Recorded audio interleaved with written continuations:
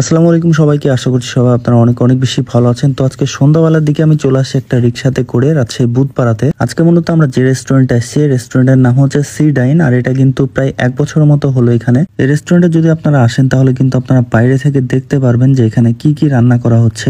যেহেতু এই রেস্টুরেন্টের নামই হচ্ছে সি ডাইন, এই জন্য কিন্তু আপনারা সামুদ্রিক যেসব মাছগুলো পাওয়া যায় অ্যাভেলেবল সবগুলো কিন্তু এখানে পেয়ে যাবেন। এখানকার ভাইটা কিন্তু আমাদেরকে একে একে সবগুলো মাছ কিন্তু বের করে দেখাচ্ছিল, আর কাছ থেকে দেখতে কিন্তু অনেক বেশি ভালো লাগছিল। তাছাড়া এখানকার মাছের সাইজ গুলো কিন্তু বেশ বড় দেখছিলাম। রাজশাহীতে অন্য কোনো জায়গায় এরকম বড় মাছ পাওয়া যায় কিনা এই বিষয়টা জানি না, যদি আপনাদের জানা থাকে তাহলে একটু জানাবেন। এখানকার যে মাছগুলো দেখছেন এগুলো কিন্তু সরাসরি কক্সবাজার থেকে ইনপুট করা হয়েছে রাজশাহীতে। তাছাড়া এখানে কিন্তু ফ্রিজিং করে অনেকদিন যাবত কিন্তু মাছ বিক্রি করে তারা। এখানে যেহেতু আমি কাঁকড়া অর্ডার করেছিলাম এবং কাঁকড়াটা কিন্তু আমার সামনে প্রসেসিং করা হচ্ছিল খুব সুন্দরভাবে। তারপরে এই কাঁকড়াটা কিন্তু খুব সুন্দরভাবে মশলা দিয়ে এটা রান্না করা হচ্ছিল। রাজশাহীতে আপনারা বেশ কিছু জায়গায় সি ফুড ট্রাই করে দেখতে পারেন, বাট এখানে যতদূর জানলাম তারা 30 থেকে 35 রকমের মশলা ব্যবহার করে। এজন্য তারা নাকি বলছিল তাদের এখানকার খাবারের কোয়ালিটি অনেক বেস্ট হয় রাজশাহীর অন্যান্য জায়গা থেকে। রেস্টুরেন্টের নিচতলার ডেকোরেশনের কথা যদি বলি, ডেকোরেশনটা কিন্তু আমার কাছে বেশ ভালো লাগছে।